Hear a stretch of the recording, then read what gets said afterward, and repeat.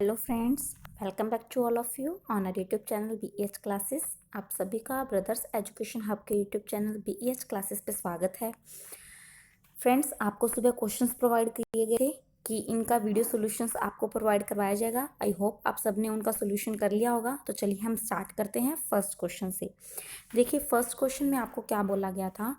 एक मेले में किसी दिन 35,000 दर्शक पहुंचे तथा उनसे 950000 प्रवेश राशि प्राप्त की गई।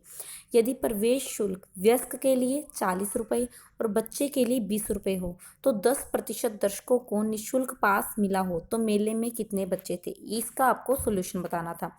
तो देखिए कैसे करेंगे हम इस क्वेश्चन को।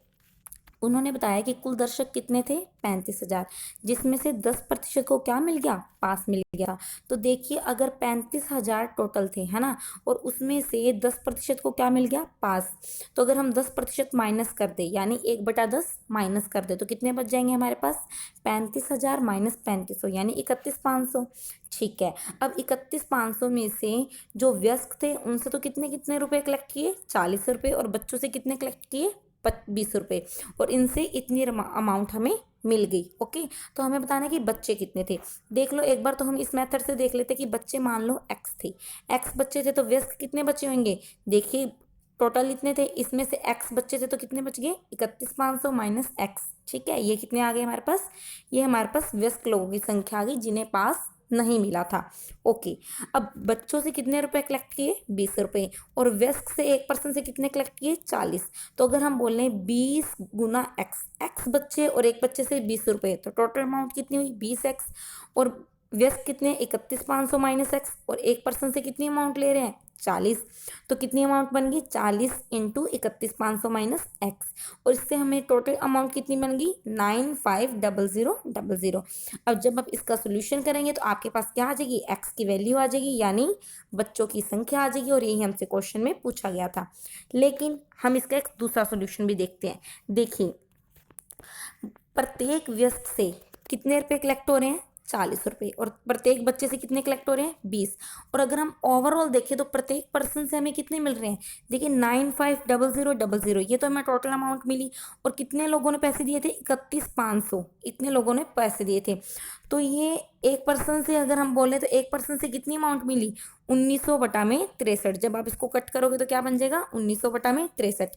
अब एलिगेशन लगाने के लिए हमने क्या कर दिया, सभी को 63 से 63 से क्या कर दिया, मल्टीप्लाई कर दिया। ओके, तो अगर हमने 63 से मल्टीप्लाई किया तो ये क्या बन गया, 40 गुना 63 2520, 20 गुना 63 1260। जब इसको 63 से गुना किया तो ये 63 से ये 63 कट गया। ओके, 63 से 63 कट हो गया तो कितना बच गया, 1900। अब हमने एलिगेशन लगाया तो क्या बचा, 2500 माइनस 1900 इज 620, 1900 माइनस 1260 इज 640।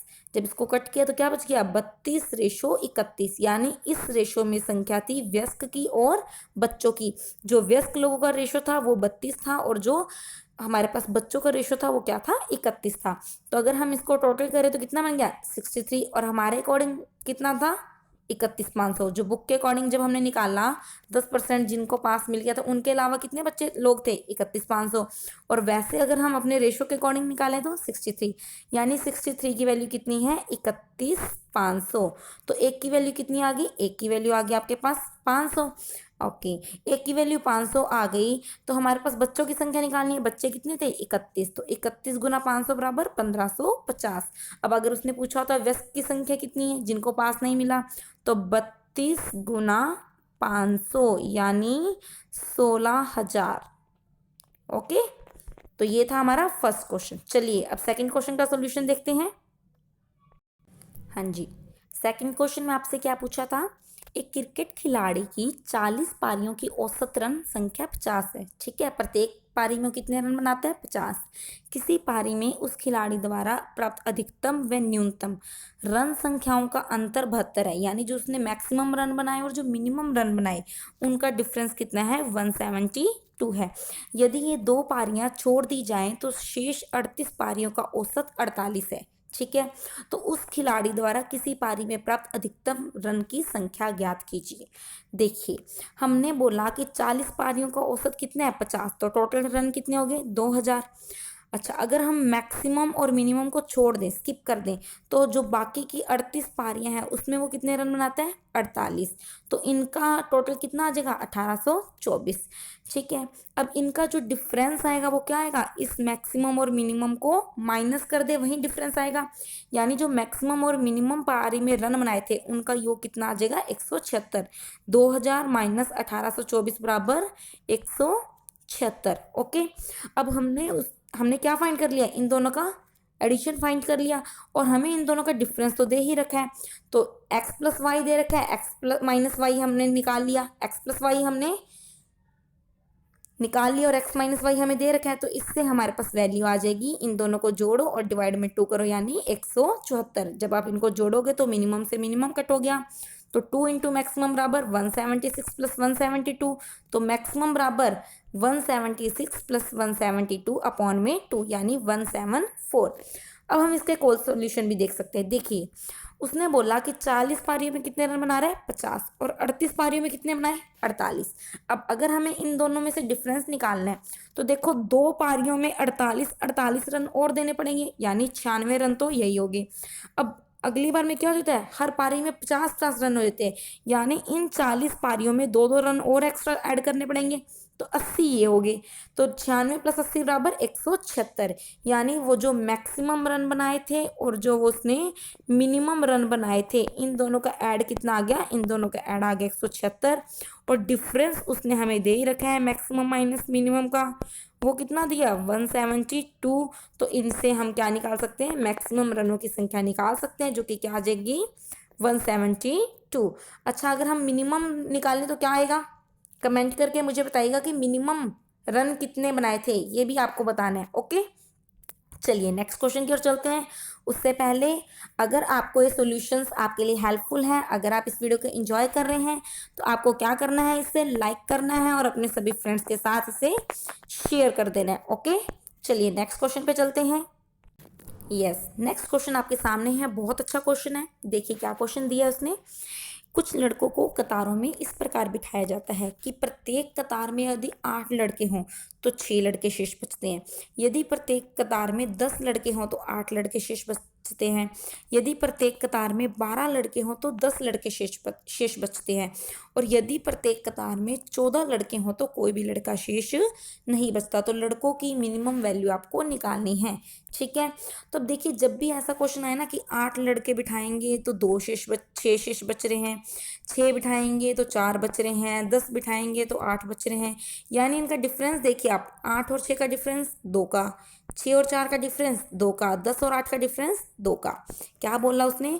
यदि हम सभी लड़कों को कतारों में बिठाएं, तो अगर 8 लड़के एक कतार में बिठाएं तो शेष 6, 10 बिठाएं तो 8 बचते हैं शेष, 12 बिठाएं तो 10 बच जाते हैं, यानी इनका डिफरेंस कितना है? 2 2 2।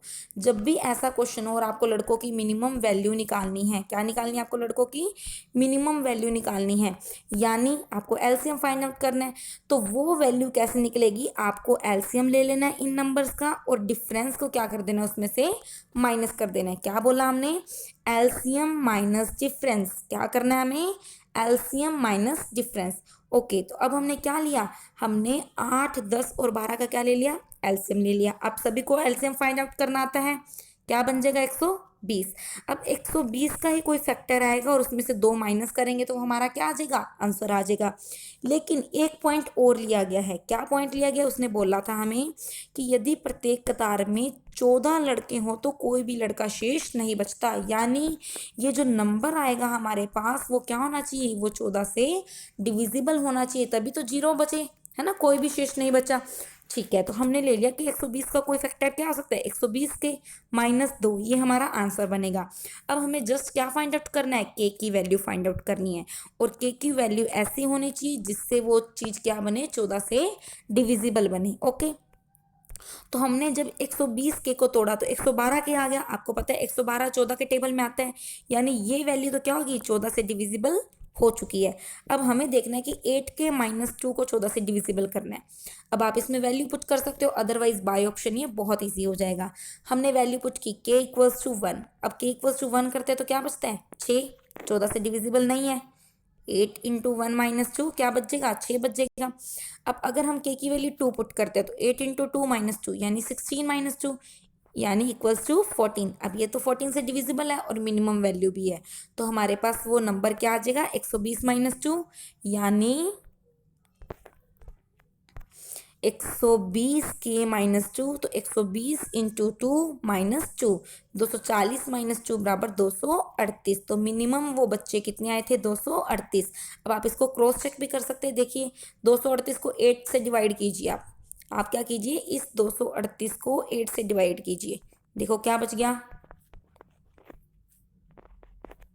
है ना, 29 आ गया और शेष क्या बच गया, 6। 8 दूनी 16 और 8 ने 72, शेष 6 बच गया। तो सही है हमारे पास सोल्यूशन कि 8 से डिवाइड करने पे कितना बच रहा है, 6। उसी तरह से आप 10 से डिवाइड करोगे तो 8 बचेगा, ठीक है। 12 से डिवाइड करोगे तो क्या बच जाएगा, 10 बच जाएगा। ओके, तो ये था हमारा सोल्यूशन। बहुत इंपॉर्टेंट क्वेश्चन है, कई बार एसएससी के एग्जाम्स में आ चुका है, तो इसे आप ध्यान से कर लीजिएगा। जब भी आपको इस तरह से मिनिमम वैल्यू निकालनी है तो सोल्यूशन क्या बनता है, एलसीएम का फैक्टर माइनस डिफरेंस, जब डिफरेंस उनका क्या होता है, सेम होता है। ओके, चलिए नेक्स्ट क्वेश्चन की ओर चलते हैं।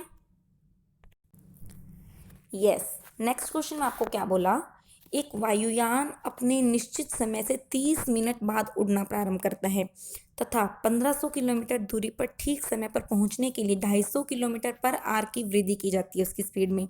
उसकी सामान्य गति क्या है। सबसे पहले तो हम इसका इजी सॉल्यूशन देखेंगे, फिर हम इसका पूरा सोल्यूशन भी देख लेंगे। देखिए कहता है कि कोई एक वायुयान है, अगर वो एक अपनी स्पीड से चले तो उस 1500 किलोमीटर की दूरी को जितने टाइम में उसको कवर अप करना था, ठीक है, उससे आधा घंटा क्या लग जाता है, आधा घंटा ज़्यादा लग जाता है जब वो, आधा घंटा कम लग जाता है जब वो 250 किलोमीटर की स्पीड इंक्रीज कर देता है। तो सबसे पहले तो बाई ऑप्शन देखिए, देखिए 1500 किलोमीटर की दूरी को एक ऐसी स्पीड से डिवाइड करेंगे जो उससे डिविजिबल हो जाए। तो 720 1500 को डिवाइड नहीं करता, 740 भी नहीं करता, 730 भी नहीं करता, क्या करता है, 750। अब हमने देखा कि जब हम 1500 किलोमीटर की दूरी को 750 की स्पीड से चलते हैं तो कितने घंटे लगते हैं, 2 घंटे। अब अगर इस स्पीड में 250 ऐड कर दें तो 750 प्लस 250 यानी 1000 किलोमीटर पर आवर की स्पीड। अब 1000 किलोमीटर पर आवर की स्पीड से 1500 की दूरी चलेंगे, 1500 किलोमीटर की दूरी चलेंगे तो टाइम कितना लगेगा, 1.5 घंटा, यानी आधा घंटा क्या लग जाएगा, आधा घंटा कम लग जाएगा। अब वाइड सोल्यूशन भी देख लो आप इसका। देखिए मान लो उसकी एक्चुअल स्पीड क्या थी, एस। अब अगर इस 1500 को एस की स्पीड से चलता और अगर इस एस में इस स्पीड में 250 ऐड कर देता तो उसको क्या लगता, आधा घंटा कम लगता। अब आप इस इक्वेशन को सॉल्व कर सकते हो और क्या निकाल सकते हो, सॉल्यूशन निकाल सकते हो। सॉल्यूशन भी देख लो इसका कैसे करें। हमने क्या लिया, इसका एलसीएम लिया, एस, एस प्लस 250, ये उधर गया एस प्लस 250 और एस किधर आ गया, इधर आ गया। तो 1500 into S plus 250 minus 1500 into S, 1500 S से 1500 एस कट हो गया, क्या बच गया, 1500 इंटू 250। अब ये जो 2 है ये इधर आ जाएगा और ये उधर चल जाएगा। देखिए आप एक बार दोबारा से सोल्यूशन, 1500 गुना 250 अपॉन में एस इंटू एस प्लस 150 बराबर 1/2, क्रॉस मल्टीप्लाई किया तो 2 हमारे पास इधर आ गया और ये एस इंटू एस प्लस 250 इस साइड आ गया।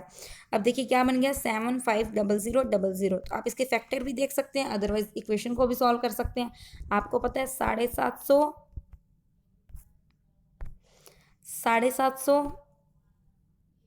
इंटू 1000 क्या बन जाएगा, 750000 और डिफरेंस भी इनमें कितने का है, 250 का है ना। तो इस सोल्यूशन में भी देख सकते हैं, अदरवाइज बाय ऑप्शन करोगे तो बहुत जल्दी हो जाएगा, है ना। तो ये था हमारा नेक्स्ट क्वेश्चन। चलिए इसके अगले क्वेश्चन की बात करते हैं। देखिए नेक्स्ट क्वेश्चन आपके पास क्या था, लास्ट क्वेश्चन, कि 3 बर्तनों में पानी भरा है, पहले बर्तन का 1/3 भाग दूसरे बर्तन में उड़ेल दिया जाता है, दूसरे बर्तन का फिर 1/4 भाग तीसरे बर्तन में, फिर तीसरे बर्तन का 1/10 भाग पहले बर्तन में उड़ेल दिया जाता है, और अंत में प्रत्येक बर्तन में कितने लीटर पानी आता है, 9 लीटर। तो आरंभ में प्रत्येक बर्तन में पानी की मात्रा ज्ञात कीजिए। इस क्वेश्चन के सोल्यूशन के लिए आप प्रीवियस वीडियो चेक कीजिए, वहाँ पर आपको इसका सोल्यूशन करवा रखा है, वहाँ से आप चेक कीजिए, बिल्कुल अच्छे से उसे समझिए। अगर फिर भी कोई डाउट आता है तो हमें कमेंट कीजिए, हम आपको इसका सोल्यूशन दोबारा करवा देंगे। ओके, आई होप आपके लिए वीडियो बहुत हेल्पफुल रहा होगा। अगर आपके लिए वीडियो हेल्पफुल रहा है तो आपको क्या करना है, इसे लाइक लाइक करना है, अपने सभी फ्रेंड्स के साथ शेयर करना है, और अगर आपने अभी तक चैनल को सब्सक्राइब नहीं किया तो चैनल को सब्सक्राइब कर लीजिए, बेल आइकन को भी प्रेस कर लीजिए सो दैट आपको नोटिफिकेशंस मिलते रहें time to time. Thank you so much, bye bye, take care.